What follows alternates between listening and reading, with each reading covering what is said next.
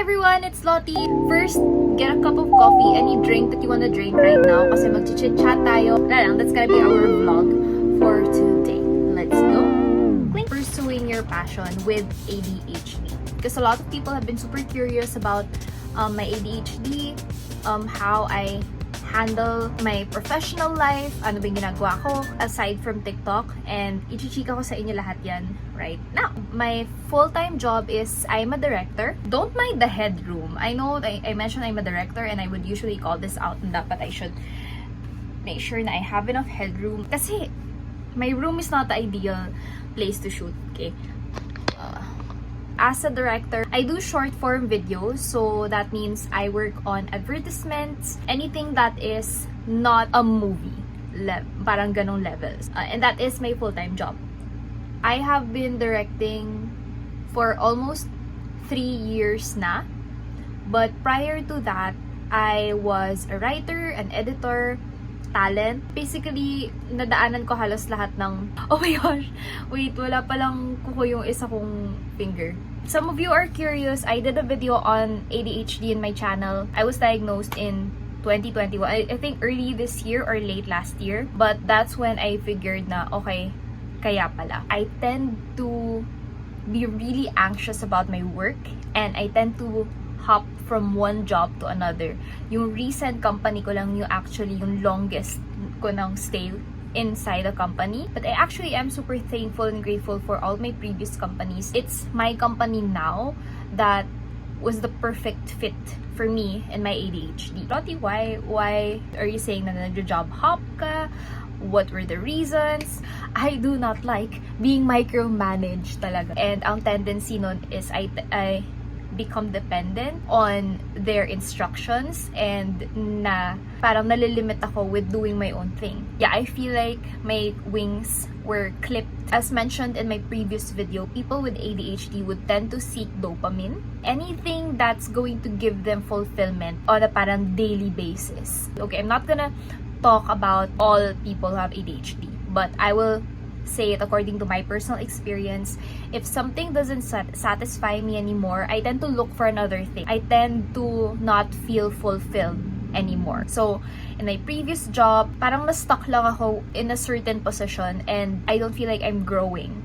And that's actually harder for people with ADHD kasi yun nga, they wanna keep feeling that they're growing. By the way, I forgot to mention, one of the things that I really struggled with before is that people with ADHD tend to work at their own pace. So I usually work at night, and that is the best time slot for me. I am most awake and present and creative at night.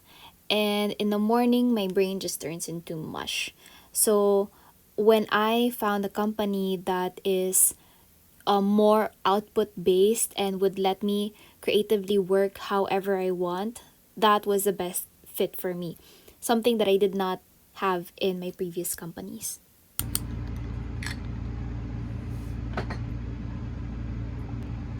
So, if my work isn't similar to what I watch in the movies, or parang I'm not holding my coffee, going to the office and feeling this fulfillment na every day parang there's this new thing, you meet all these new people. Parang no matter what job you're in, it doesn't seem to fulfill you enough. So what did help me? I didn't know I had ADHD back then. So I just thought that I was lazy. I just thought that I was just reclamadora. I thought na parang there's just something wrong with me. But I worked hard, gave my best, go the extra mile for the job, for whatever it is that you assign to me. I would do that. But if I feel like you're not worth working for, then I am not gonna give up the things that you want me to give up just so I can please you. I'm not gonna give up my Sundays. I'm not gonna give up my weekends. I will do what I want to do with my life. That's why my bosses now, however I treat them now, if I do a really good job or if parang I go the extra mile, that is genuine. I'm not being micromanaged. I am encouraged to do my own thing, supported. You know, it's about how people treat you also. Okay, one way that I knew that I was in the right place is, I forgot where I got this advice. I think it's from Burlesque yata. Parang they were asking each other, so why did you leave your previous hometown? And then she said na, it's because I looked around and I don't see anyone whose life I want to live. When you're in a certain place, you look around, you look for someone who you want to be like, not exactly copy that person. You look for someone whose state in life is similar to what you want to achieve. And if there's no person na ganon in your circle, then you're in the wrong place. And only in this job that I found people that I enjoy working with, and I look at them and see that they're enjoying their lives. That is exactly what I want for mine. But I'm not saying that, it's my permanent place. When it comes to jobs, professions, you don't really, it's just my personal belief, you don't really have to be in one place. It's okay for you to seek new opportunities and grow and grow and grow, and just keep the people na you want to keep. For my first job, I was an events organizer. So meaning I have to set up different events from start to finish and all that. But ever since talaga, I've always wanted to write, create, direct. So in everything that I do, I lean towards creating, production, and dun ko talaga pinilit yung sarili ko. Even if my job wasn't in the production industry just yet. And eventually, you'll get there. You'll get to where you want. Now, that was for someone who knew exactly what you wanted. But what about for you guys? For some of you guys who have no idea kung anong gusto nyo. So, just look into your daily life and see ano ba exactly yung gusto mong ginagawa. Do you like cooking? Do you watch a lot of doctor films? Fashion films? If you look at the subconscious, or you look at the things that you're inclined to doing, then maybe nandun yung passion nyo. And you're just not aware of it yet.